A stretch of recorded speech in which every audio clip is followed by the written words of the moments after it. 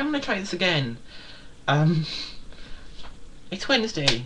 Again, it's my day. I'm the only one, so hold for applause, hold for applause, hold for applause, and hold for applause. Apparently Rin's coming back. There's gonna be 2 people.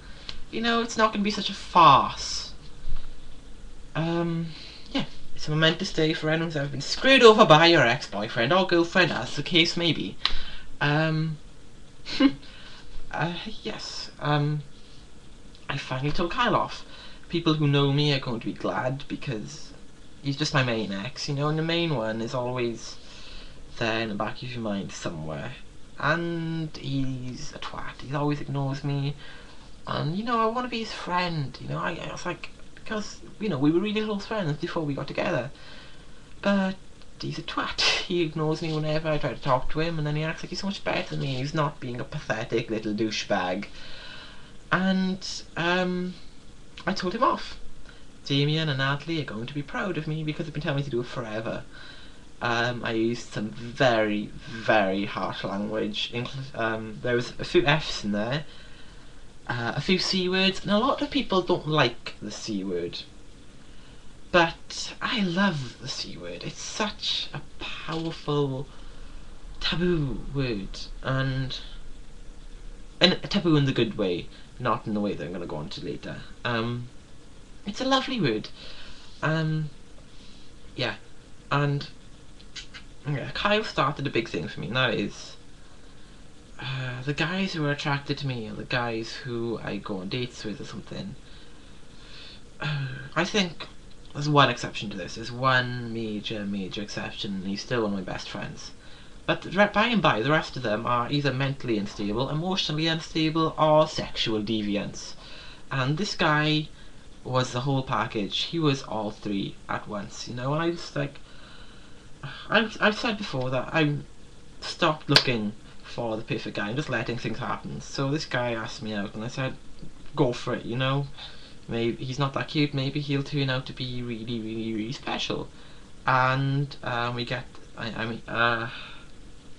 we see his inception. He's been really clingy, he's trying to kiss me and putting his arms on my shoulders, and you know, someone tries to kiss you, and you know, I want to see where it went, so I kissed him back, and at the time I didn't think anything of it, but now it's just like I want to rinse my mouth with bleach. Yeah, so there we go. You come out, he's still being clingy.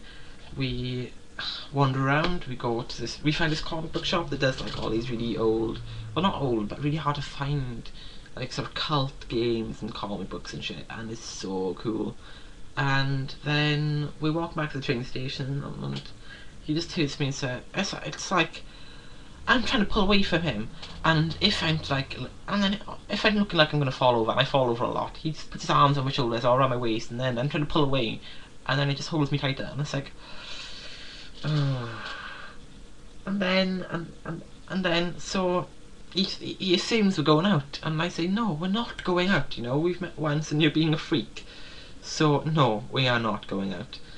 And we go back to, I go back to the train station, and even though I've made it clear that he's freaking me out and being too strong, he's trying to stroke my arm or hold my hand or kiss me or whatever, and it's really, really pissing me off. And I've never been so happy to get on that train. I've caught that train hundreds of times. I've never been as happy as I was then to get on that train. And then, so I get back, you know, and I'm back home, and I go straight to bed because I'm knackered, because I've been up since about 4 AM and it's about 11 PM, and so I go straight to sleep. And the next day I'm talking to my friend, and my friend says, do you know this guy? And he links me to his profile. I says, yeah. And he says, why? And then he says, oh, you know, my friend is his ex, and he warned me off him because I was going to go meet him, and there's something you should know, and I'm not going to say what it is because it's disgusting and derogatory, and it's not, I guess depends on, I'm not sure the exact meaning of derogatory, but it's disgusting enough, and needless to say, you can get jailed for it, and definitely Joffrey, and oh, well, and it's giving me the shivers just thinking about it, and oh, and it's like all the guys I seem to attract have some weird sex thing, you know, they're all, and I stopped, like, I'm just letting things happen right now. I met one decent guy, and this guy was, you know, even he's got commitment issues, I guess you'd call it, because he got screwed over by some people who I know and I'm not particularly fond of, but I'm gonna have to invite one of them to a lot of my parties, I think, unless the fact that one of my best friends got screwed over by him is enough of a reason. Yeah, we're going to be there at, where was I? Oh yeah, yeah, there was this other guy, this has been on my mind a lot lately. There was this other guy that I knew before, the other guy who screwed this guy over, and I was going to get with him, but every time I went to go get with him, he'd get with someone else, and I was talking to him the other day, and we were talking about, I don't know, he was just ranting about his, or not ranting, talking about his friend who pisses me off, and, well, I wouldn't say pisses me off, I'm indifferent to him, but he seems to think that everyone either loves him or hates him, and that pisses me off more than him himself, because first time I met him, I met him for like 10 seconds, I said 4 words to him, I said hi, no thanks, and I said bye. Because, you know, it was a big crowd, I only knew one person there, he wasn't him, you know? And then, look how I was looking at me just now.